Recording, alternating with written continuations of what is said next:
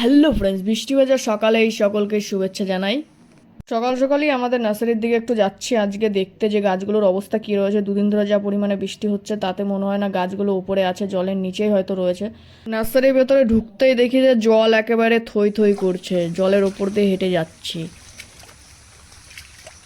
অবস্থা দেখো। নার্সারির ভেতরে ঢুকে দেখলাম যে প্যাকেট অবধি অলরেডি জল পৌঁছে গেছে। আরও যদি দুদিন এইভাবে বৃষ্টি হতে থাকে তাহলে গাছ অবধি চলেই যাবে জল। তো তোমরা প্রার্থনা করো, আর আমিও ভগবানের কাছে প্রার্থনা করে যেন আর বৃষ্টি না হয়। এই যে যে গাছগুলো দেখছো এগুলো হচ্ছে সেগুন গাছ। তো এইগুলো যখন ছোট প্যাকেটে বসানো হচ্ছিল অনেক ছোট ছিল, আর এদের কড়া রোদের মধ্যে অনেক কষ্ট করে বাঁচানো হয়েছে। আমাদের নার্সারিতে একটা তাল গাছও আছে।